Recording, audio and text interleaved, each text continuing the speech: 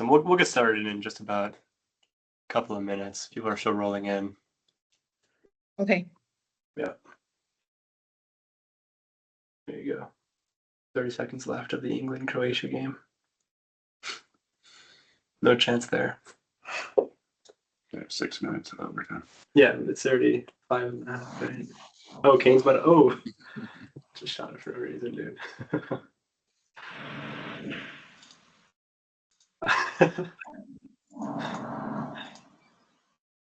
Nice. Awesome. 24, we're still rolling in.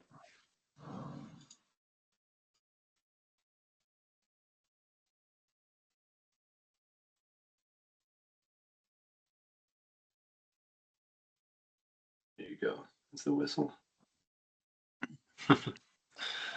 Yeah, World Cup's been fun. It's good to have some games here in LA. I know traffic's been brutal, but if you're near Hey, England, Chris, just to give you a little update, signed that lease over on Castaic today. Oh, really? Yeah, it's a small one, but it led to them wanting to sell it. So that's maybe a story we can bring up later. I was holding on to it till maybe next time, but it's moving forward. Ed, that's great. Yeah, we'll definitely talk about that. You know, it's a success story right there. Yeah. Totally. Nice job, Eddie. Yeah. Well, we're still. He still has to sign one more half. We know how that goes. There you go. Hey, one foot's better than none, right? Awesome. Right. Yeah, we can get started now. We'll do a basic intro as people begin to roll in. Essentially, just reintroduce the website. I know we have we have our summer intern training program this summer, and some of those interns are joining as well. So happy to have you guys on the call if you're here. Otherwise, brokers team, welcome. This is our June network call. This is, I think, we've had a couple of these already, and we're seeing a lot of success, a lot of traction on our website, obviously. Just do this real quick. Cool. So, as you guys can see on the screen, it's our June network call. Happy to have you all here. We're going to basically start with some refresh and just basic updates about the platform itself.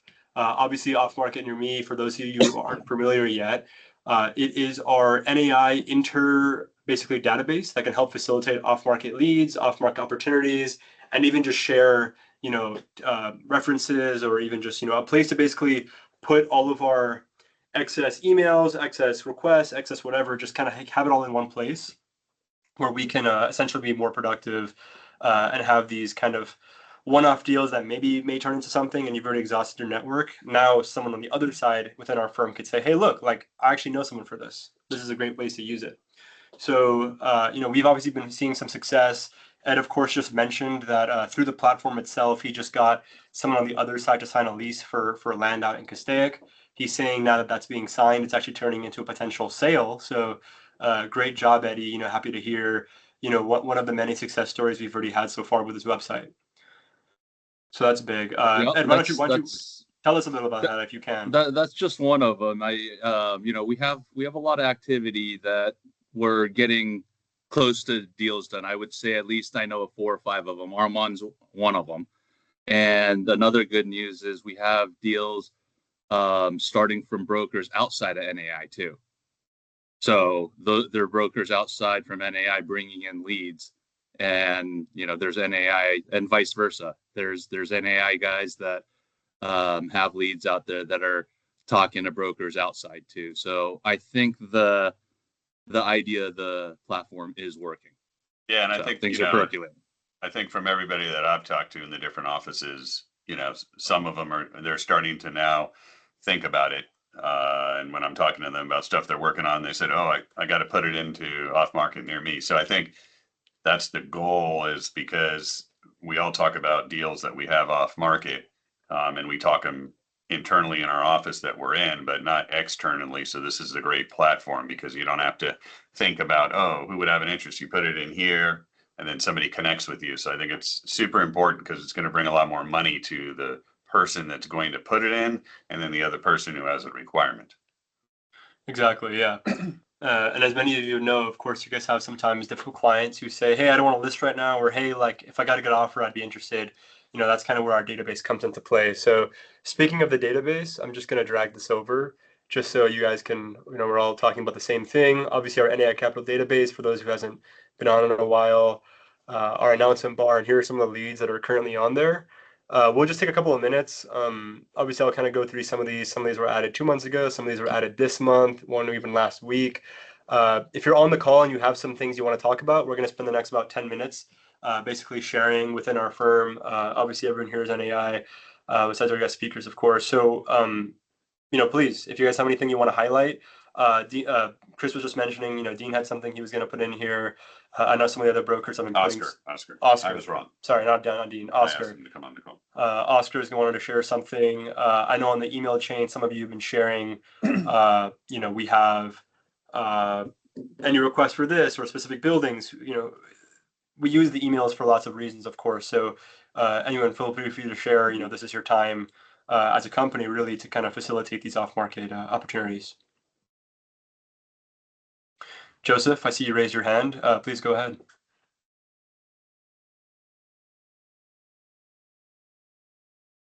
Unmute whenever you have the chance. How do I unmute? Unmute Joseph. There you go. If you right click it, I think you can. No, you can't. You can only mute him. You can't unmute him. Armand, I'm gonna come in until he Go ahead. Till he comes in. But one thing I want to mention is we're improving this database all the time, and one feature that's going to be nice is we're going to have email blasts. So so there's even a bigger reason to add your leads in here, because we're going to be blasting it to members for you. Yeah, totally. Correct. So like you just mentioned, there's some other general updates with the platform, of course, one of which is going to be kind of our email facilitating. Some of you asked questions before, like, hey, I posted something a while ago. Are people still going to be seeing it? So obviously when you guys are uploading, and I see Oscar on this call now, so he can obviously chime in as soon as I'm done with this little part. But obviously we have a lot of listings already on here, a lot of inputs. Sometimes they're older or whatever. You'll basically be getting emails now, some of those that are within your category. So when you register for the platform, there is filters. Let's say you're retailer, you're industrial, let's say you focus on multifamily. The leads that are specifically flagged with those, you'll start getting emails, basically like, hey, look, I know it's hard to always once in a while check on the website, but when you're getting a little blast where basically just says, hey, look, like, check out these 5 new leads that were just posted in the last week or so. Obviously, it gives you more incentive. Hey, let me check it out. What's going on, of course. Regardless of how the business is doing, it doesn't hurt to have one more opportunity on your plate. So that's a great point, Ed. Thank you for that. And we have Everyone's busy, so we understand that the leads, new leads, need to come in your email. And we have 2 senior brokers, but new brokers with NAI Capital, Dave Mailing in our Pasadena office. Phenomenal broker, tons of listings, tons of network. So he could benefit from being in here. He'll probably see some stuff, and maybe you guys will connect with him. And Andy Shirk, who just joined out of Ontario, is a senior broker. So being on these calls allows them to kind of see what we're doing and network and do more business. So Oscar, are you on the call, Oscar? Yeah, can you hear me? Yeah. Do you want to Yes. share a couple of deals that you have, and then you can later on put them into the system? Yeah, so I can kind of explain them, just a quick rundown of the properties. One of them is a strip center. It's in Huntington Park.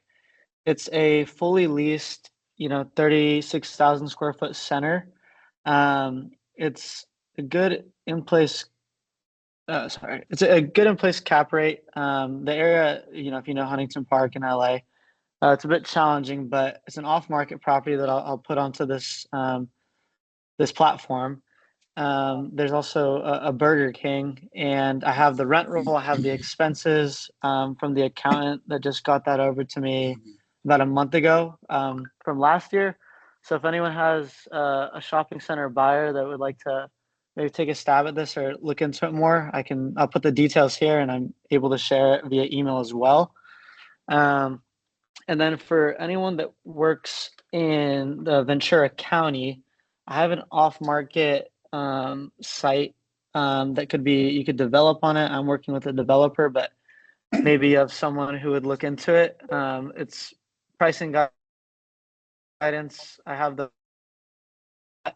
Pricing guidance is around 3 million.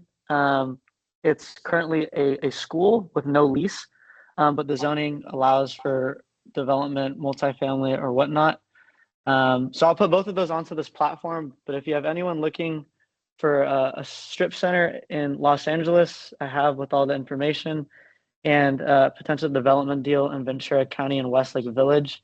I have those two deals to share, put on this platform. How much is the strip center? Pricing guidance is 13 million, and I can share some offers that have been brought and some more intel. I mean, he's trying to get Yeah, he's trying to get 13 million. He wants to be close to that number, but you know, Oscar can share with you the financials. There's some motivation to offload it as well. Oscar, you have Stefan Newman here. I would also definitely take a look at that shopping center opportunity. I have a couple buyers in exchanges right now. Okay. Yeah. I have one too, so that if you can share it with me too, I may have a buyer also. Was that Joseph? Yes. Joseph, yeah, Joseph. Good Okay, point. Joseph and Steph. Okay, got it. I'll send that over to the both of you.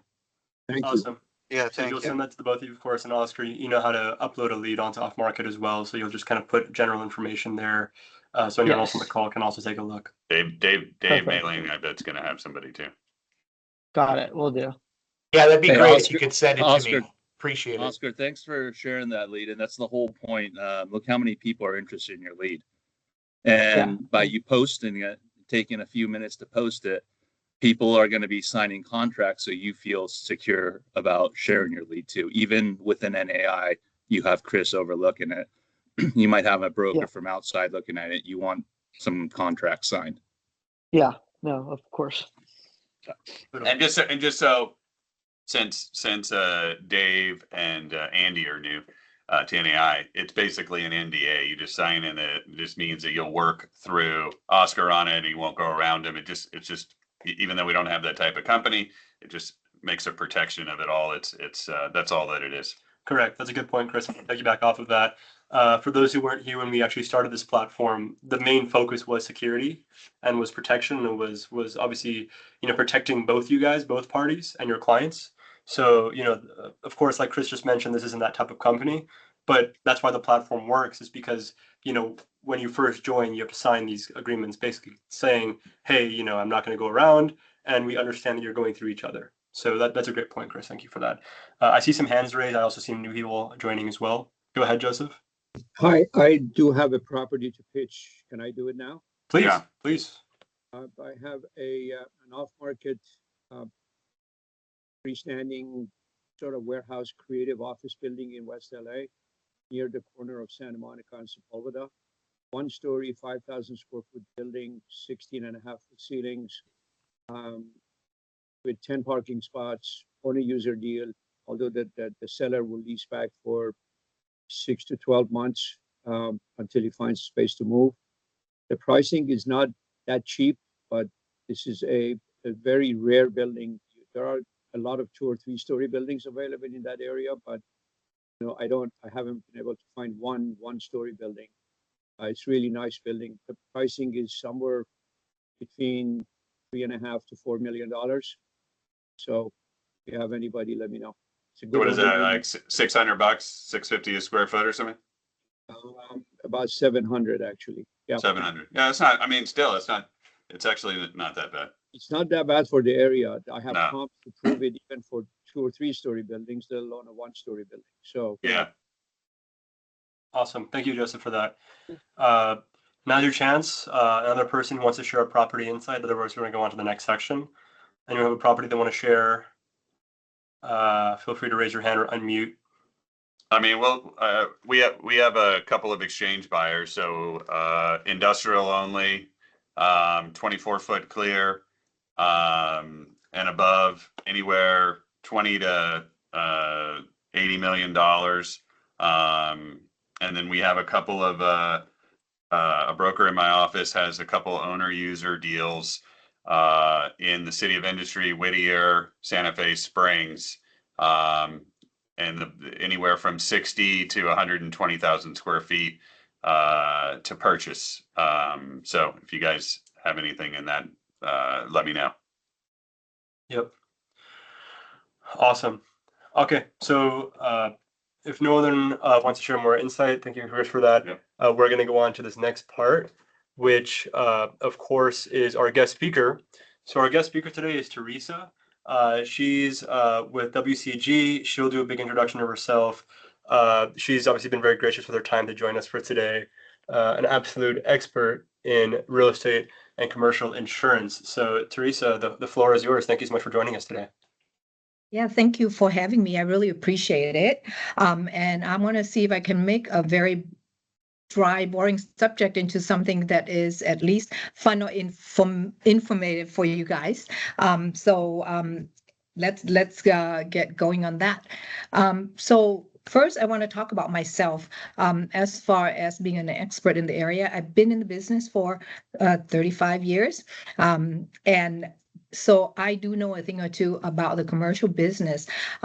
Definitely with us, we have a bilingual team, English, Vietnamese, and Spanish, that can help clients. Therefore, if you ended up liking the information I shared and decided that you want to work with me with your insurance to make sure that your deals close quickly and efficiently, then you can rely on the fact that we have been in the business for a very long time, and I have a team of 12 people that is ready to help you with any of your insurance needs.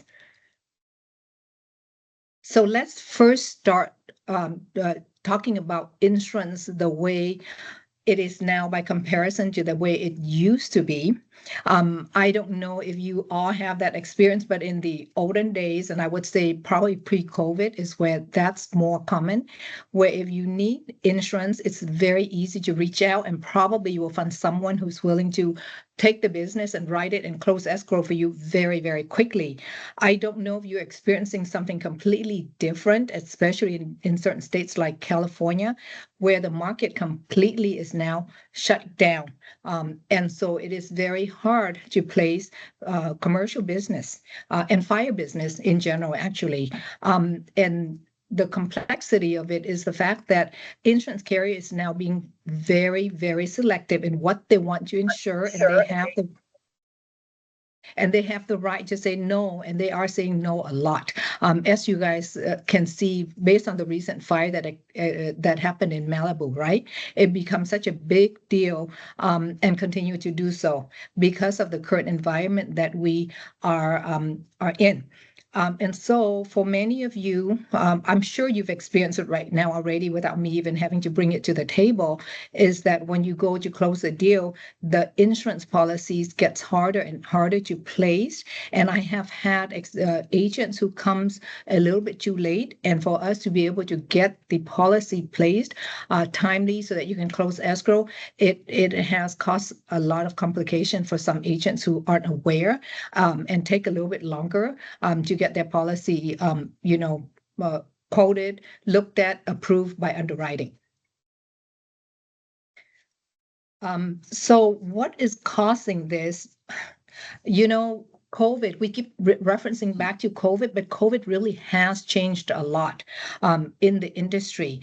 And from that, there's a lot of internal issues that occur, but positively, there's also catastrophe exposures more than ever before. I can't explain why, I do not know. But by comparison to how I started out 30 years ago, there's just been a lot of cat, and in California specifically, we have fire. A lot of fire exposures, as you know, in the recent years. And then in other states, there's hurricanes, there's floods that we are dealing with. And it's in larger capacity than it used to be. The replacement cost, as you know, is everything after COVID increase, which then caused the premium to increase as well. And when we cannot increase the premium, then what happens is we get out of the market altogether. because they are for-profit companies, and when they are not able to keep up with the rising costs, and they just get out of the business, and I'm sure you've seen some of that. The other thing that have happened, I don't know if you're aware, but a lot of these insurance policies that we do, it get reinsured. So meaning that, let's say I placed a commercial business with a carrier, they may preliminary insure it, but then they turn right around and get it reinsured through a different company. That way it kind of balance out their losses, kind of like financing, and then immediately it being sold out so that they do not have those risks on the book. While the reinsurance market is also squeezed, there's less companies that are willing to take on additional risk, and so then you can see why the market gets even more strict. And because of that, it costs underwriting to tighten up. And when underwriting tighten up and they can't get a grip of the proper allocation of costs, then they basically just get out of the market altogether. Okay, so I want you to know that, because then when you are doing your transactions, you become aware, and perhaps even certain business that you are working with, where you would need to give the heads up to the buyer and the seller to be prepared to get the insurance way ahead of time, instead of waiting till the last minute going into escrow. Okay, and then of course I'm talking about that, the delay that can happen, right? I don't have to preach about that, but what I do have seen is that now lenders are getting stricter in getting those insurance policies and getting verification earlier. I don't know if you guys are experiencing that, but I am, dealing with that a lot more. Lenders wants to see these insurance policy way ahead of time, probably because of their experience of working so hard to get it to the finish line. And then when they get to the finish line, this isn't prepared. And in the commercial market, it actually is more difficult in underwriting than on the personal lines. And there are certain types of businesses that definitely is super hard to get placed. And I'll share one with you right now that I'm working on. There's a new trend in the real estate market now, where people are no longer just renting, say, an apartment, right? I don't know if you guys are experiencing that, where they would purchase a house, or maybe purchase a small house and then building out, and then they start to have co-living. I don't know if you have heard of that. So then there's multiple people living in the property with either different leases for different rooms in the household, or there's one that's really creative that I've seen recently, is that it's a membership. Because of California's regulation so hard on landlord, so they create a membership where, as part of that membership, they get to live in a property, and then they get to share common properties. I heard of that. It's pretty much like a residential timeshare. It's similar to that, I think so. And so, but the way the contract is written, it allow them to get the tenant, anybody who's not paying the membership timely, they can get them out without having to go through the legal jurisdiction, which is super difficult and pro-tenant, right? Yeah. I know on that note, I know Dean has a listing it's very similar to that with the multi-pods. And that was actually a question that a lot of people were asking, is how does it work if one person isn't paying? So that's actually pretty good insight, Teresa. Thank you for that. Yes, and then what happens with that is it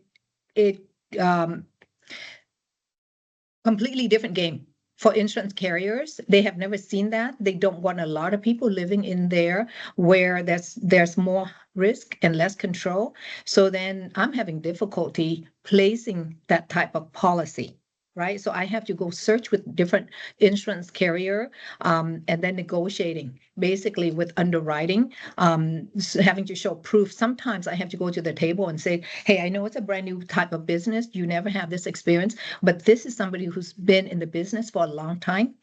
They know what they're doing. They have great loss history. Let me show you what they've done as a landlord. And so because of that, maybe this is a great market for you guys to get into, because it's new. And if you're the first one on the market, then maybe you will be, you will be able to capture that market and become the carrier, right? So those are the kinds of things that on my end as a broker, we would work on the client's behalf sometimes to overcome obstacles and then get you through the finish line. But saying that, I can't do it in a day. I don't know if I can even do it in a week sometime when it's a difficult situation. And that's why you want to be ahead of the game. And as long as you start to work on a deal, if it is a listing that you guys have, you probably want to have a conversation right away. And so that we can start strategically work at it. And then, that way I can make sure that it gets past the finish line, basically. Okay. Okay. So what are underwriters looking for? They are looking, this is obvious. I'm sure you guys know already, the structure, right? The condition of the structure. Can't explain to you, they first look at the roof. So the roof condition always have to be good. And if it is not good, it's not to par, then that is the first thing that they are going to look at to reject because potential of water damage that occur to the property. Okay. And then inside too, you can see the plumbing, the electrical, right? The air conditioning system, all of that is what they're looking for. They're looking for things that could cause claims. And insurance carrier, the game is that we minimize our risk so that we have more profit in our pocket. It's the nature of doing business. That's what they're looking for preliminary. They also are obviously looking for loss runs, and this is actually something that you can get ahead of. So if somebody is selling the property and they want to be in a good place and prepare for their buyer, tell them to get their loss run ahead of time. They can easily contact the current carrier and say, hey, can I get a copy of the last 3 or 5 years? The longer, the better. 5 years, verifying that I don't have any claims, right? And I can promise you guys, if they have a claim, especially in this current market, if they have one claim in the last 3 years, there's gonna be difficulties and the premium's gonna be expensive, even if we can place it. Okay, so if your buyer or your seller have even one claim, we got to get ahead of it because we got to really shop and negotiate with insurance carriers. And that is also on the buyer's side. Insurance classification follows the property, but it will also follow the client. So you got kind of a double-edged sword there. The property may be clean, but if they're looking at you and you have a history of claims on your record, you still can be viewed as a high risk that the carriers don't want. And so even your buyer will have to be prepared to show that they have a good record. And again, if they have some blemishes on that, then they do need to start shopping way early. The minute they think that they are serious about buying a property, they need to look at that. Okay. There's one more risk though that I also want you guys to be aware of, and that is a risk where it is located. Okay. It can't be redlining. You can't, insurance company cannot say, oh, it's in this area that's low income. We don't want that. That's against the law. But what can be evaluated is the risk around it. So I may have a beautiful piece of property, but to my left and to my right, low maintenance, that is considered potential risk for your location. And so then that will be a challenge. And I have had claims declined. Also, the type of business near you. So if you are selling a shopping center, and in your shopping center, you may have all retail, and then you have an auto repair shop.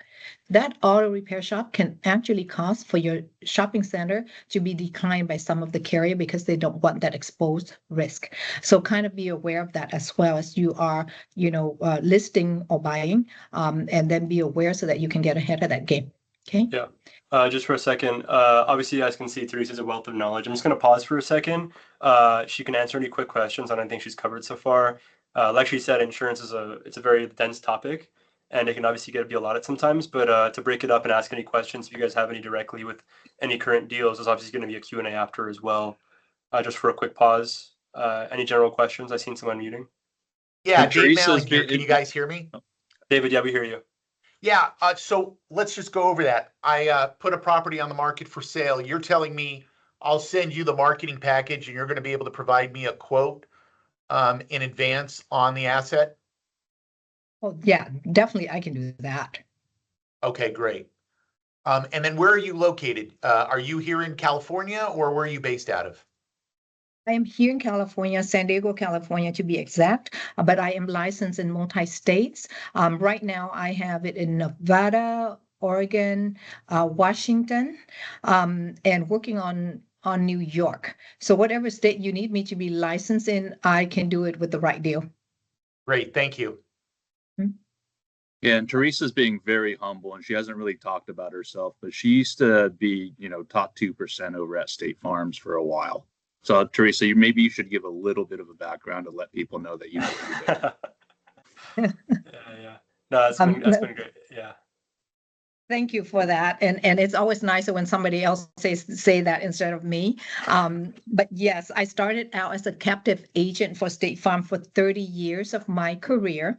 And when I left State Farm, I got some people really upset because they felt betrayed that I left State Farm. It wasn't a foresight. Nobody, gave me some secrets, but it turned out to be a good thing. I just thought that it was enough time under captive agency. And for me I was limited with, captive agencies because you can only represent the products that they offer. And I started to have a lot of opportunities that I was leaving on the table. And I decided to come out to be in the brokerage side of the business.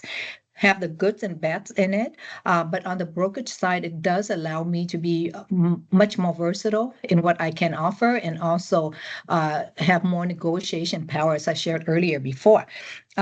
I have always been in the space of being top in the industry. In the insurance side of it, I'm top 3% with State Farm, which is the largest insurance carrier with 19,000 agents. So I am proud of that accomplishment. And then on the other part of my business, which is financial services, I'm also top 2% in the world in terms of my financial production and knowledge. And so, yes, I do have the credential and I do know what I'm doing. And then the team that I have working with me as well, they go through very extensive training, 6 months personally trained by me, because I believe if you learn from the best, you become the best. And so I personally do the training and development, and it most likely be that for the rest of my career as well. So thank you for that. Totally. Yeah, Ed, great point there. And David, also a great point, also bringing up how obviously her services can be applicable to your different deals around the nation.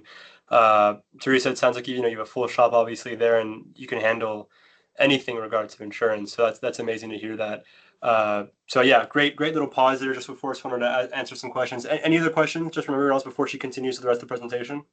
No questions, but I agree with Teresa. I think we've all seen it, that these fires and all this stuff happening in California is affecting insurance rates. And we've all run into clients either underwriting or that own properties that reach out about it. So if there's someone like Teresa that's willing to get creative and, not just say, oh, there's a state sponsor, that's it.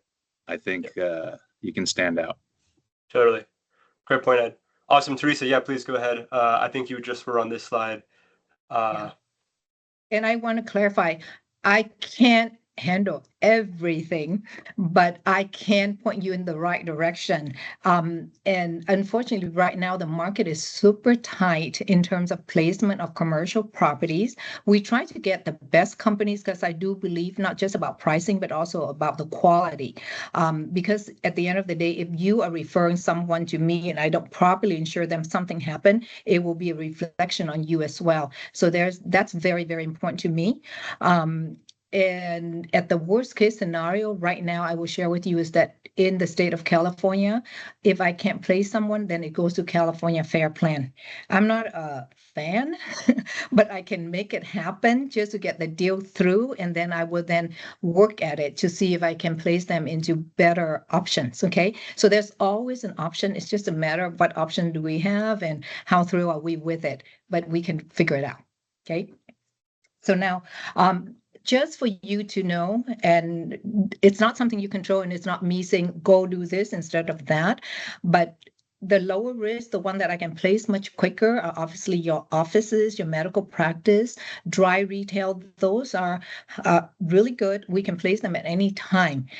Then you go to the medium risk, which tends to be like what I gave earlier, the mixed use. So if you have your retail and then you have certain services, just kind of think like whatever is business is there, what are the potential of claim from how they operate business, right? So restaurant is always considered really high risk, and that gets scrutinized a lot. I mentioned auto repair shop.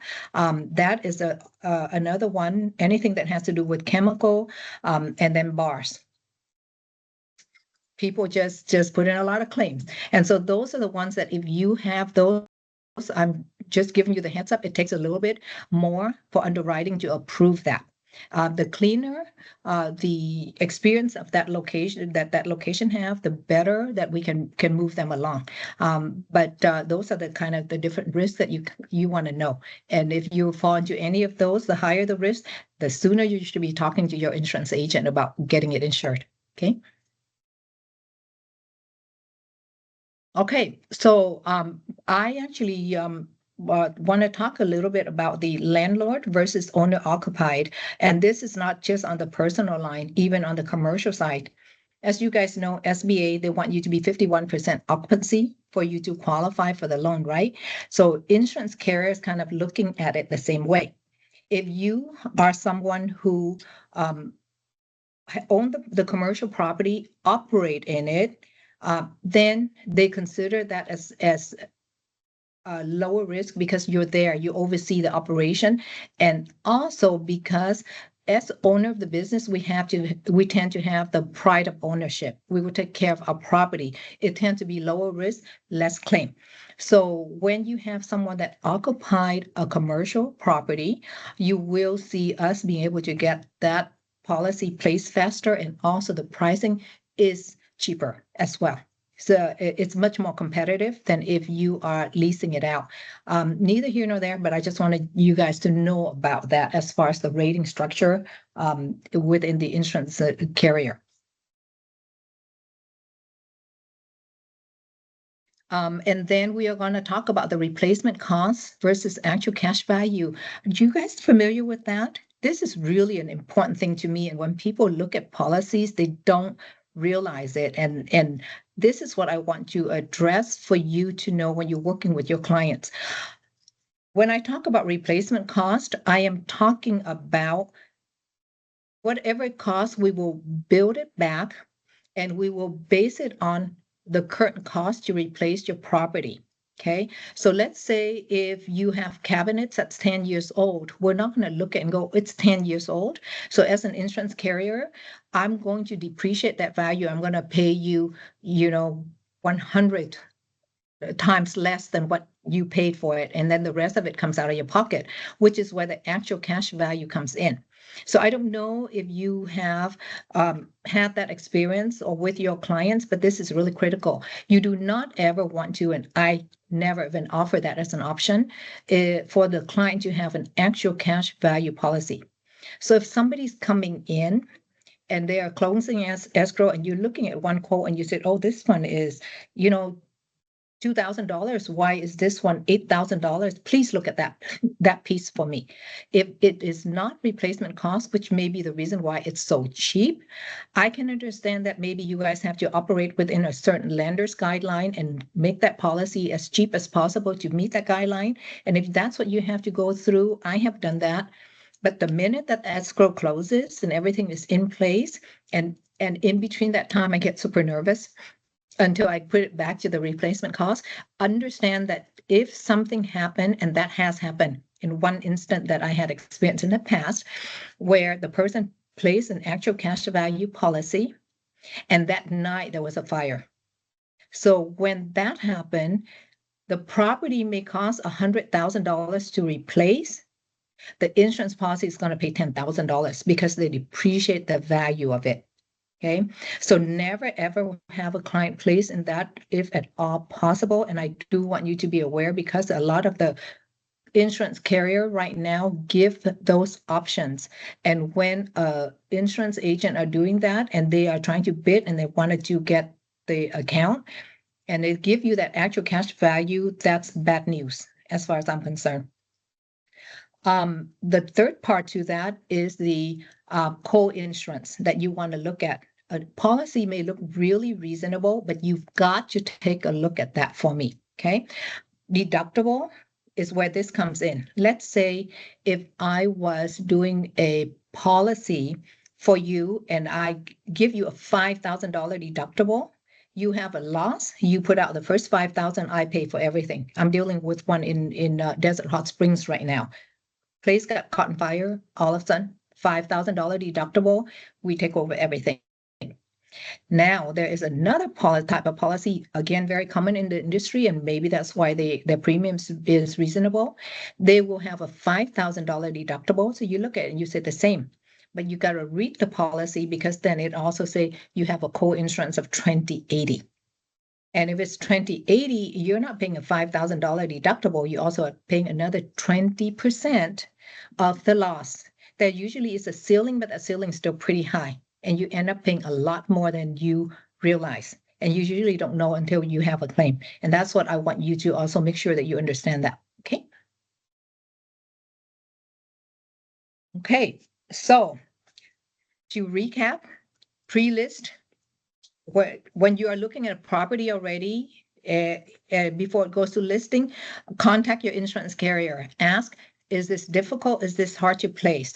Right? Have history on it so that you would be able to get an idea of what it's going to look like as far as getting the insurance. That is on the seller side. When you start to work with buyers and you're working with the other agents, be aware of that as well. And as the deals start to close, then you, outside of making sure that the finance are in place and that they can buy the property, check with them to make sure that their insurance, they are going to qualify for the insurance as well. And if the buyer has any blemishes on their record, make the buying agent aware that they may want to get a head start on it instead of waiting until the last minute. And then of course you can contact the insurance carrier, not just me, but whoever you work with, they will be able to get you pricing ahead of time as well. Okay. For us, we do start shopping right away. We would start putting it through different carriers, and that is a bit of time, but that will help your client get the best policy, which is really important to me, and the best pricing. Okay. And so if you can get that together way ahead of time, your closing will be much smoother, and then it wouldn't be the insurance company that is holding up your sales.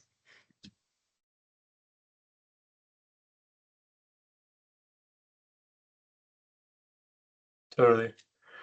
Awesome. There you go. So that's the end of it.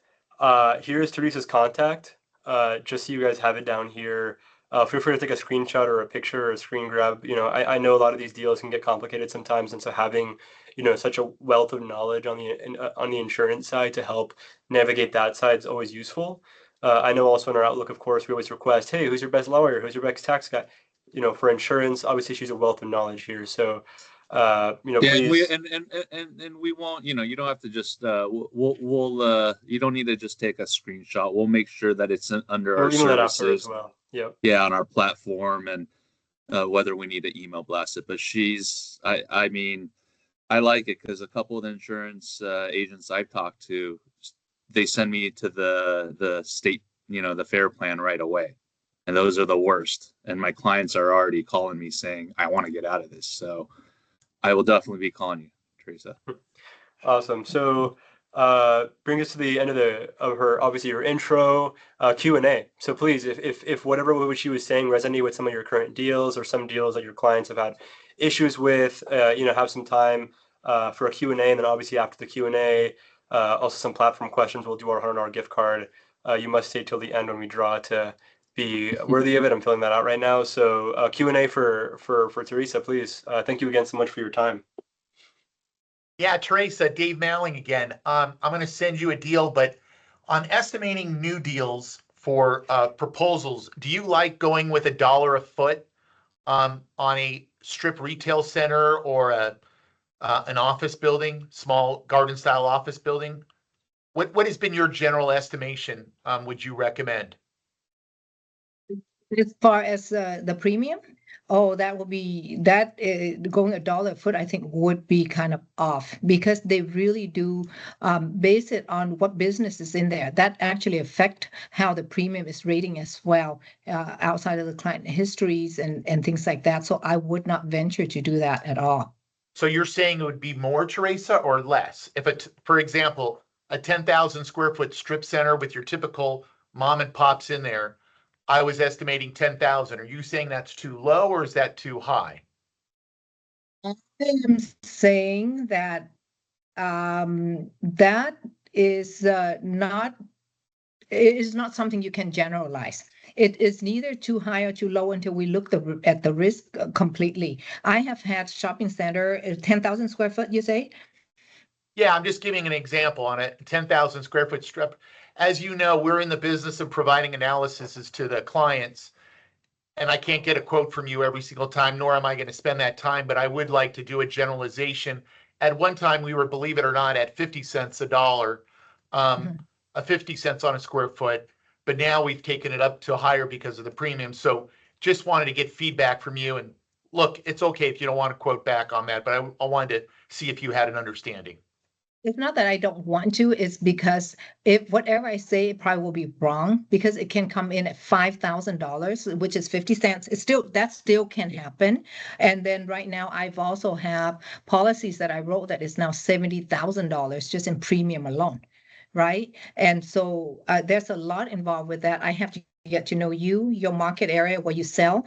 LA is more expensive than San Diego, for example. So I had, the market area changes. What is in your shopping center will change. You can have the 10,000 square foot shopping center, all retail, mom and pop, like what you're saying, and I can probably get it for $5,000.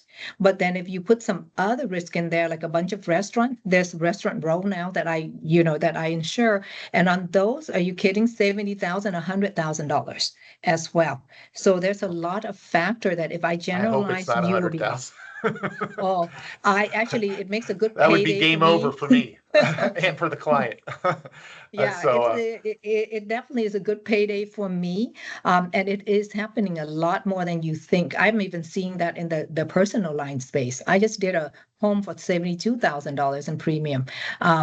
But again, that's an $18 million home.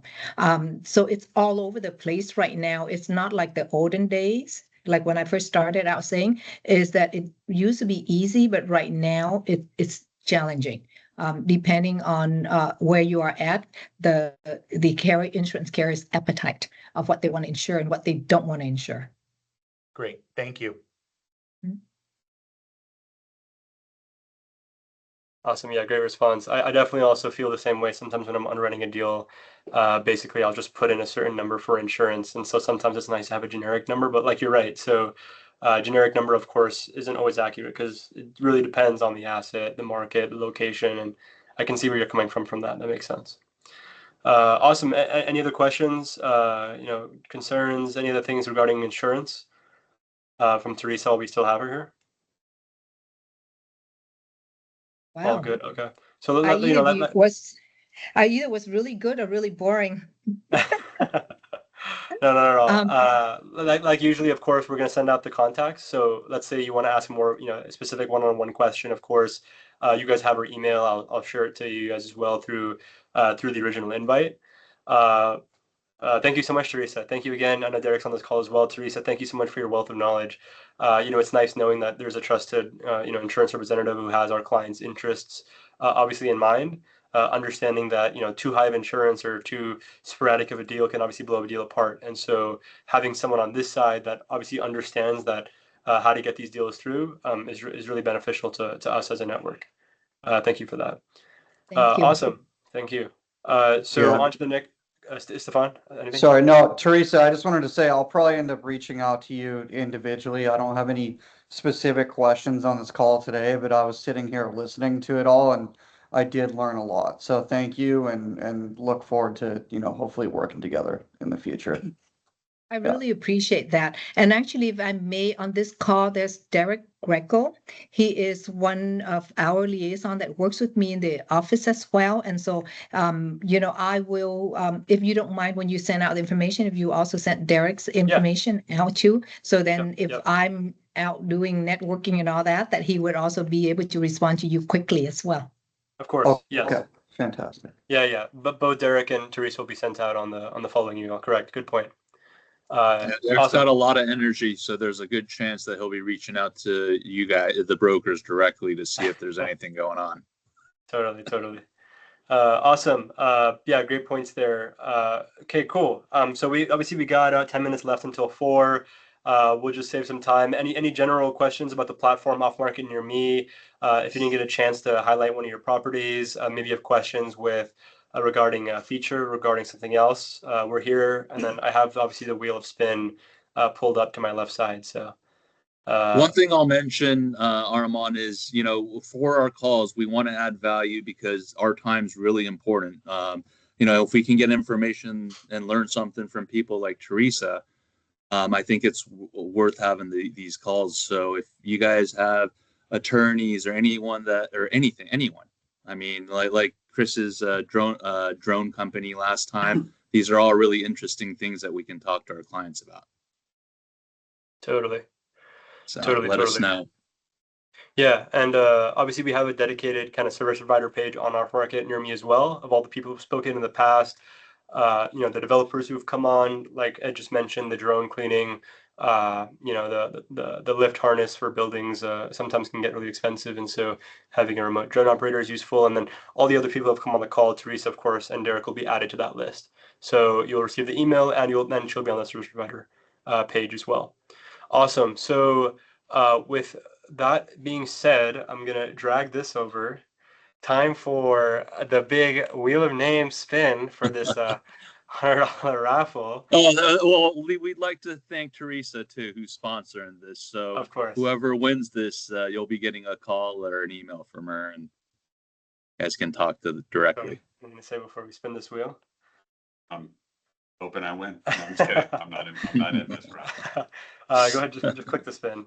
Chris will spin it for us, so my hands are up. All right, we're gonna do it. Ready? We're ready. 1, 2, 3.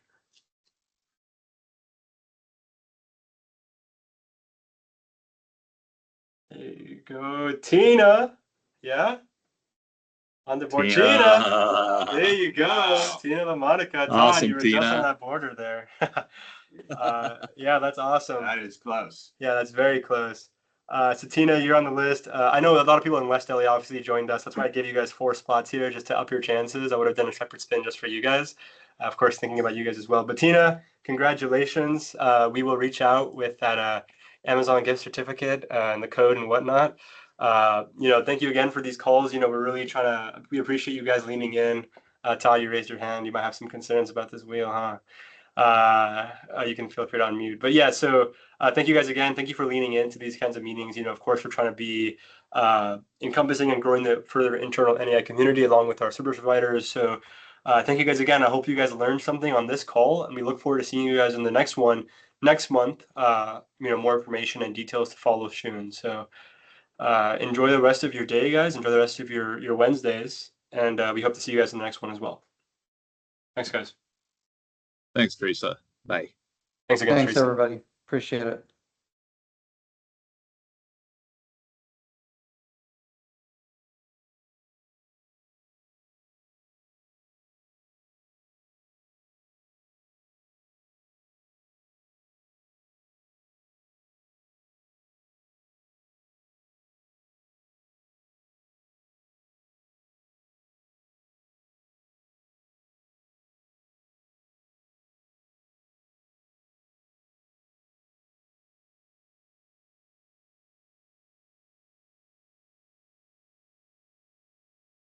Awesome. Great seeing you guys.